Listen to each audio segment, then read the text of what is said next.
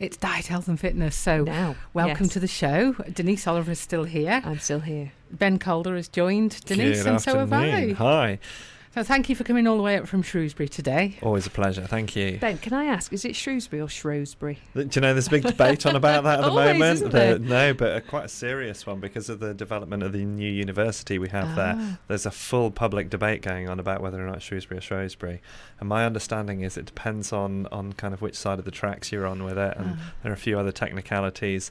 And I just choose which one I want depending on who I'm speaking to. So whichever one you fancy on the day. I did work with a nurse once, and she was from Shrewsbury. And I said, well, Shrewsbury or Shrewsbury? She said, depends which side of the river you live on. Yes. Yeah. Oh, okay. And I'm not sure which side of the river's which. Me neither.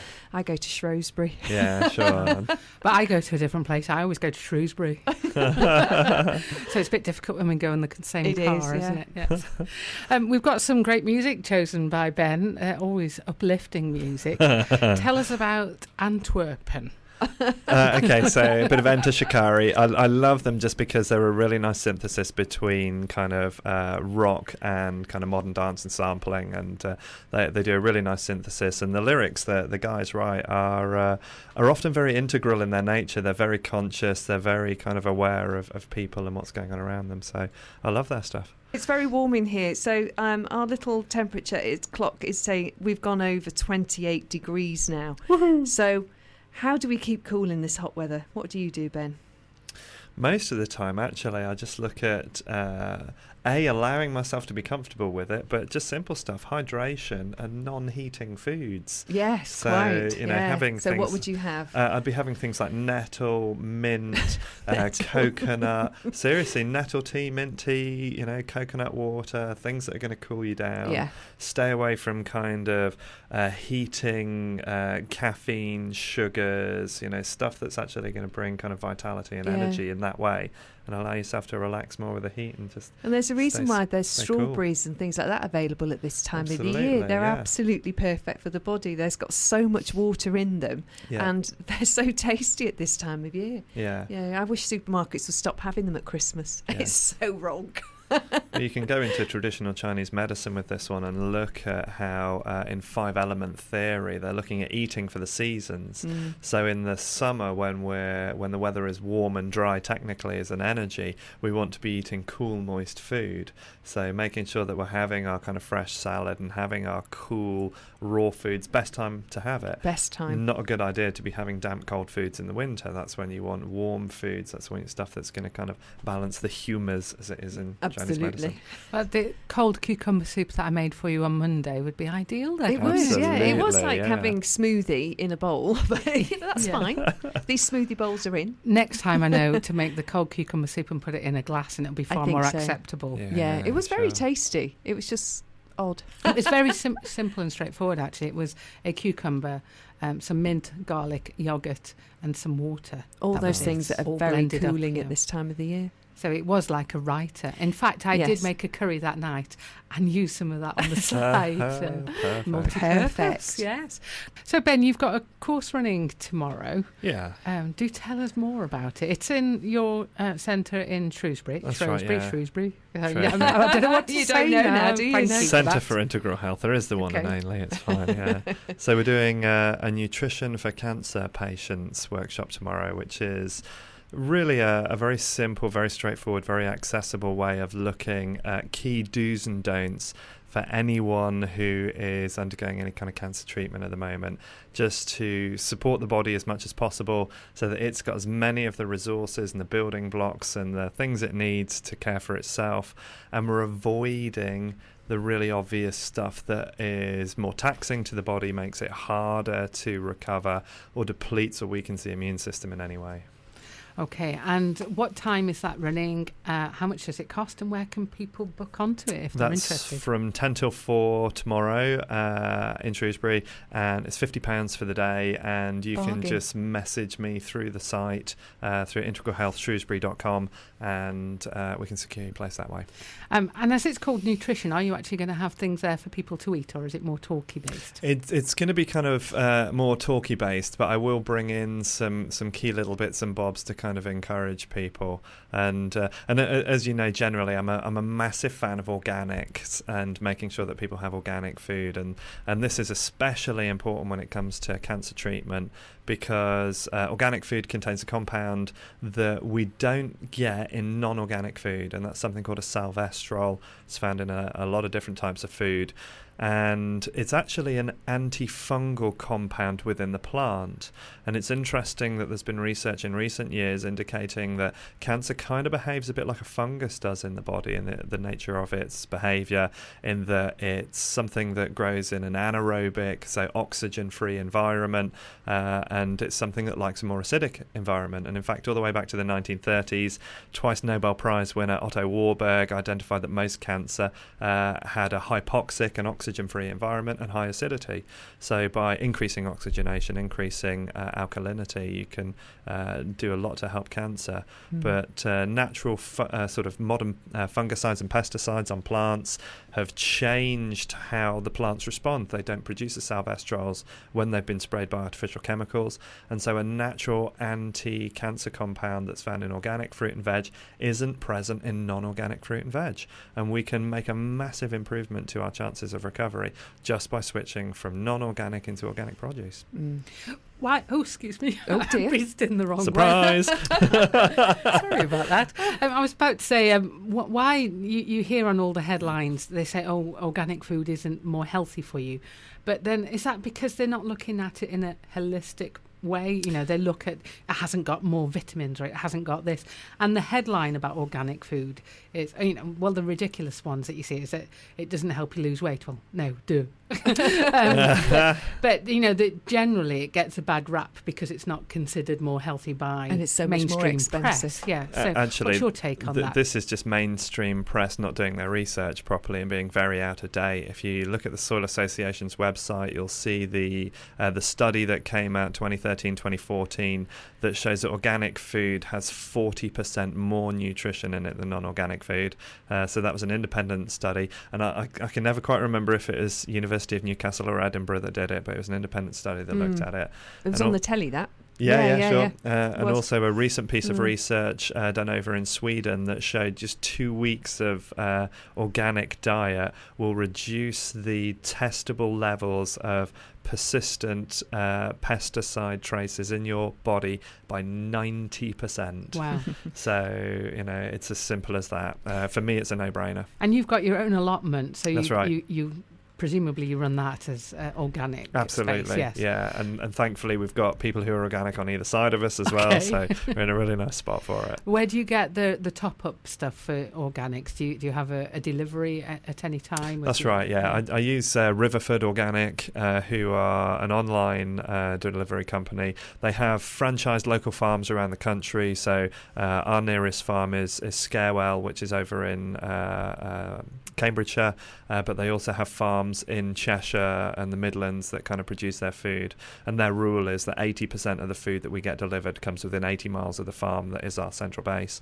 So and I've been using them for years, and they're fantastic service. You can get meat, you can get dairy, you can get, you know, all sorts of stuff organically, and for me, you know, just the difference in flavour is so noticeable that I'd rather go without than get non-organic if I can help it.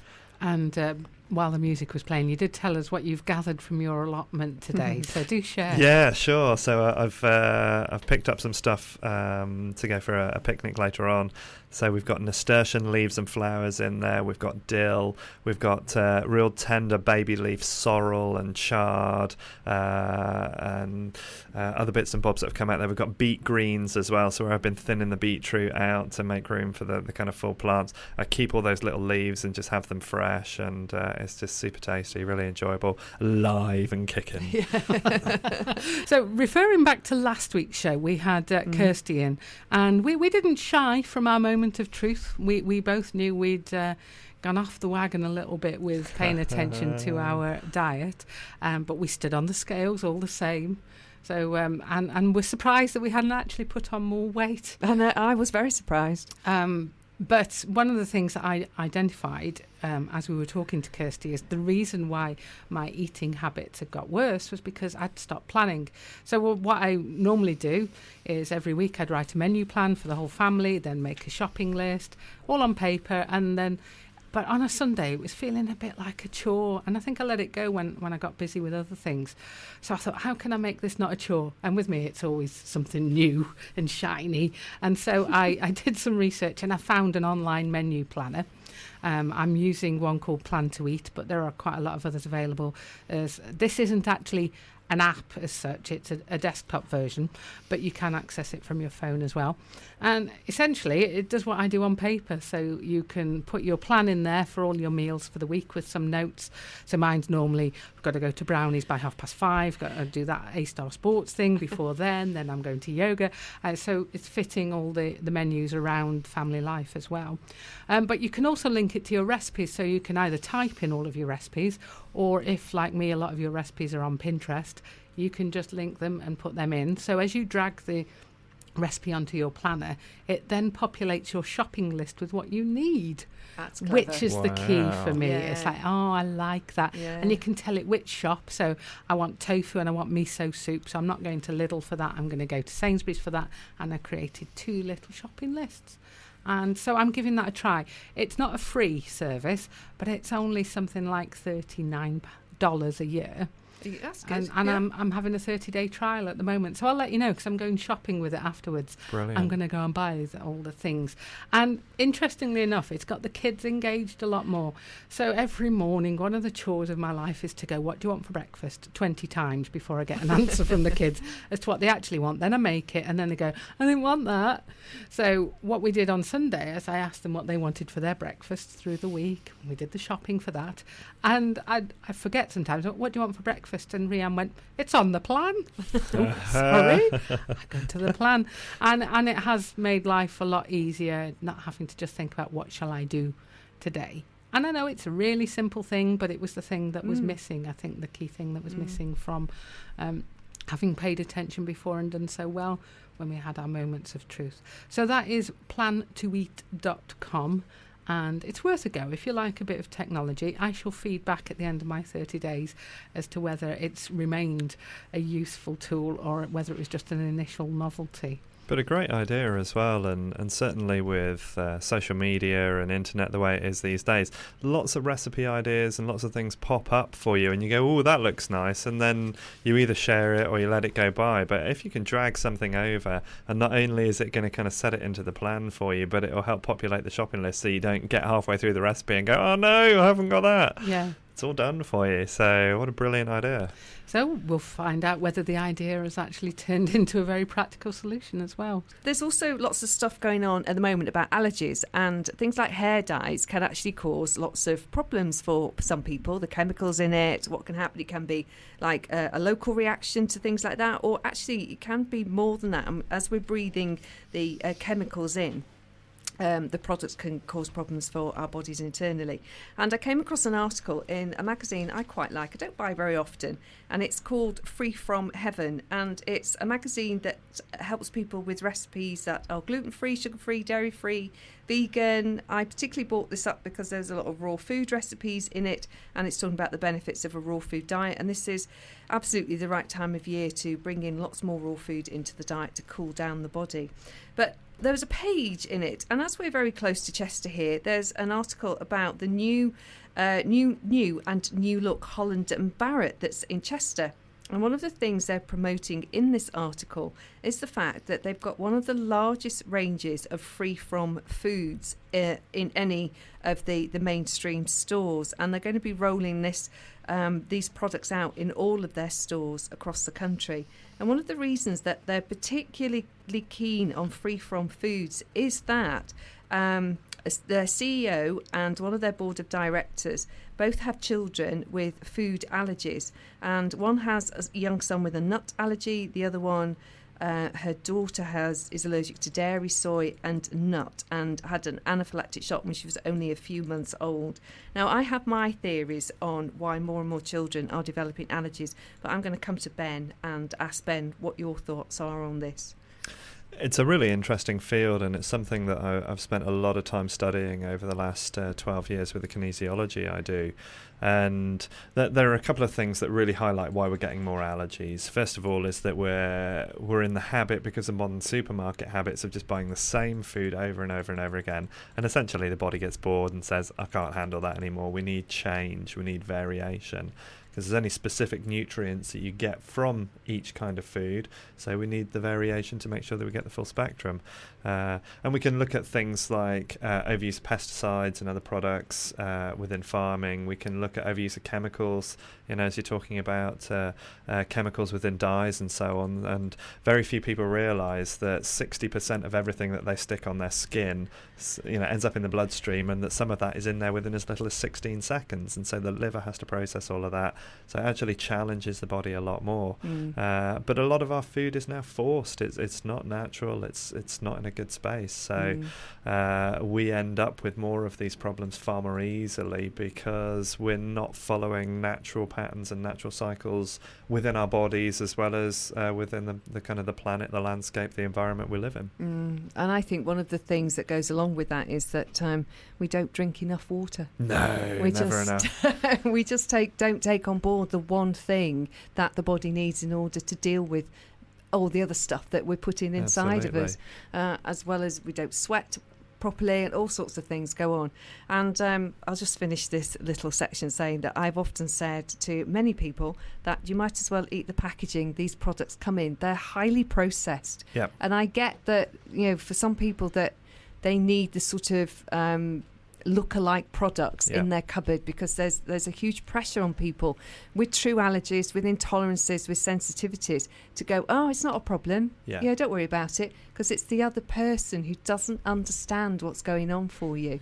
But just be careful. Don't eat completely dry, dehydrated, processed, perhaps highly sugared, highly salted foods, because that's not going to help your condition. No. And we've got this habit for just hanging on to stuff that is the same pattern, colour, shape as the thing we knew. And actually we just need to evolve beyond that. And you could spend yourself £150, get yourself a food dehydrator, and be making your own kind of beetroot crackers and lots of stuff that is free from. But Ben, that takes time. No, you've got to think about that. You've got to plan it. I would spend more time in a supermarket trying to find this stuff, trying to decide which one I was all right with, and reading the labels to make sure there was nothing in there that was going to be a problem for me. So whereas actually I could just mash up some cooked beetroot, spread it out on a dehydrator, dry it out, and leave that to do its own thing. It'd take me 10 minutes. Be a happy Larry. Absolutely. Can I just share my cucumber week, basically? Because as well as making cucumber soup, I also made cucumber crisps. Nice. Yeah, so perfect. There were a lot of cucumbers on offer at the Co-op for 10p, so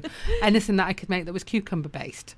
So 2 cucumbers chopped up very thinly, sprinkled with like a chili salt, and then dehydrated for a few hours. They made quite nice summery crisps. They did. And did it take you a long time to do them?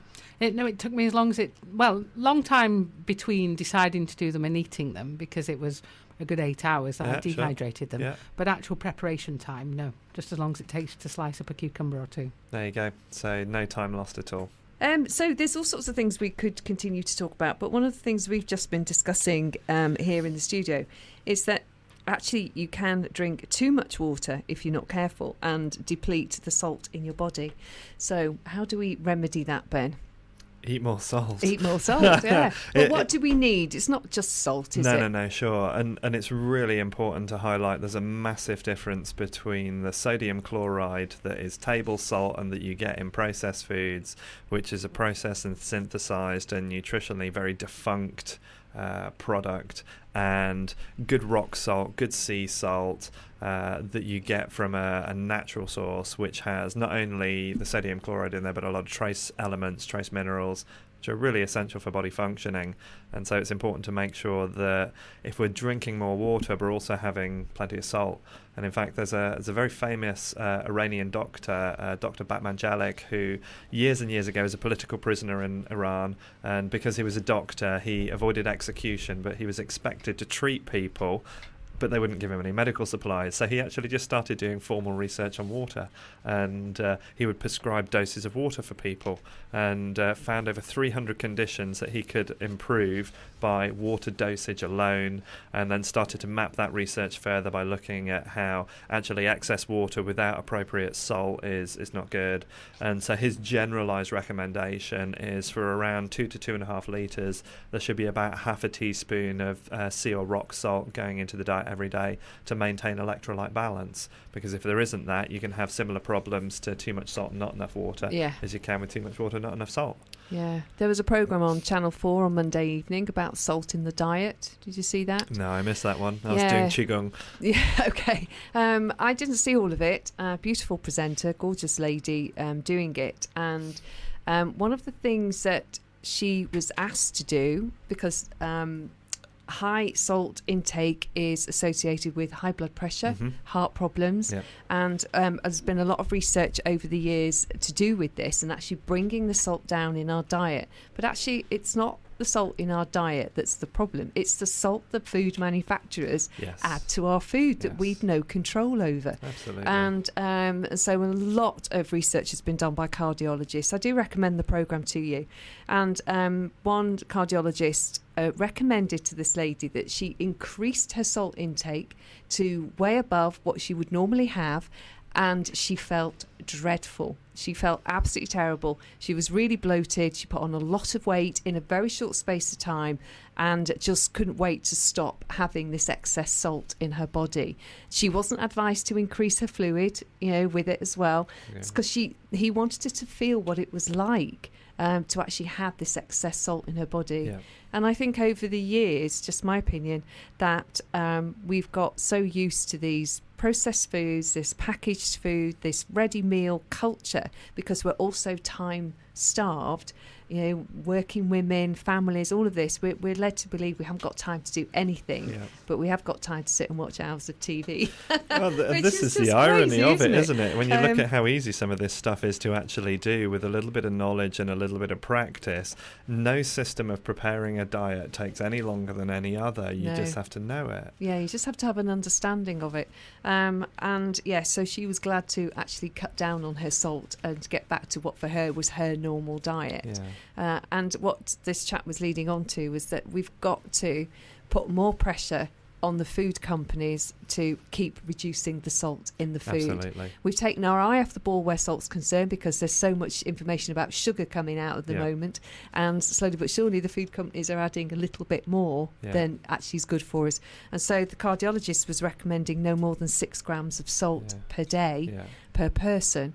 And that includes anything that comes into your food. Sure. As it's not just have a teaspoon of salt and that's it. No, it's just be aware of what's in all of the food that you're eating. And of course, we need to be a little bit aware of salt under other names as well. So there's one or two other names, aren't there? Yeast extract, flavour enhancer, MSG. They're all forms of sodium that contribute to this osmotic imbalance that having too much salt, having too much sodium chloride produces.